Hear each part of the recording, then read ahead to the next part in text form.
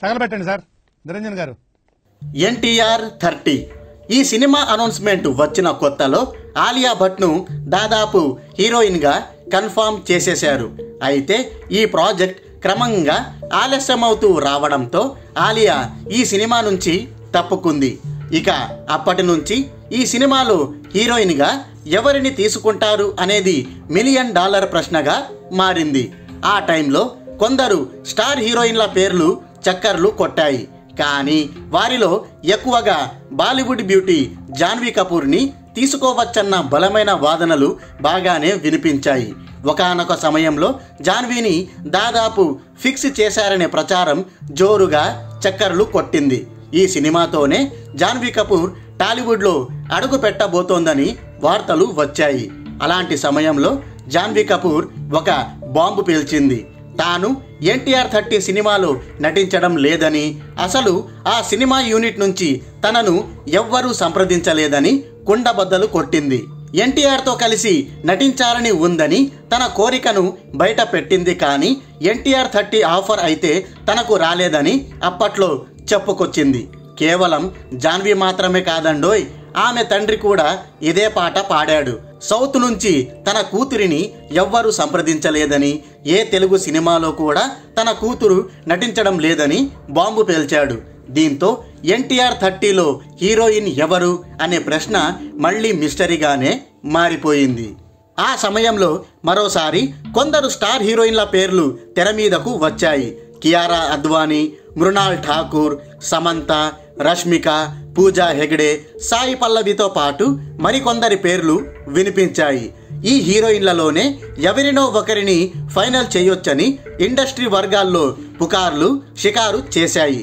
అదే టైంలో మళ్ళీ జాన్వీ కపూర్ పేరు కూడా తెర మీదకు వచ్చింది. అయితే తాను ఆల్రెడీ తనకు ఈ ఆఫర్ రాలేదని చెప్పింది కాబట్టి జాన్వీ కపూర్ ఉండకపోవచ్చని, ఎవరైనా ఒక స్టార్ హీరోయిన్ని రంగంలోకి దింపొచ్చని అంతా అనుకున్నారు. కానీ అందరి ఫ్యూజులు ఎగిరిపోయేలా తమ సినిమాలో జాన్వీ కపూర్నే కథానాయికగా తీసుకున్నామంటూ ఎన్టీఆర్ 30 యూనిట్ ప్రకటించింది. అంతేకాదు జాన్వీ కపూర్కి సంబంధించిన ఫస్ట్ లుక్ని కూడా రిలీజ్ చేసింది. జాన్వీ కపూర్ పుట్టినరోజు సందర్భంగా యూనిట్ సభ్యులు ఈ అప్డేట్ ఇచ్చారు.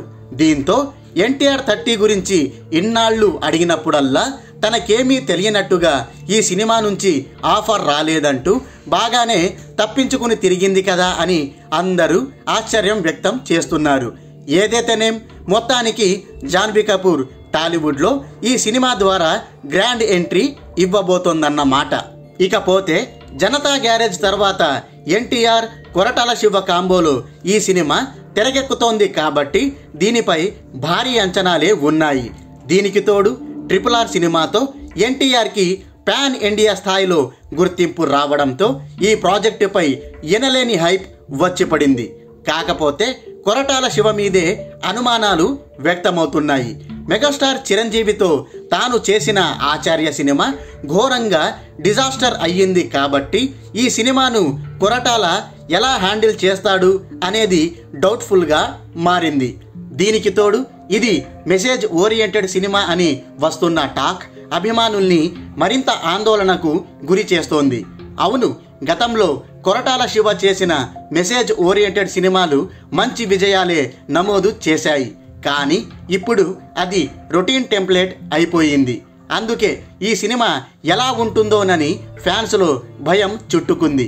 మరి ఈ ప్రాజెక్టుని కొరటాల ఎలా హ్యాండిల్ చేస్తాడో చూడాలి. అయిపోయి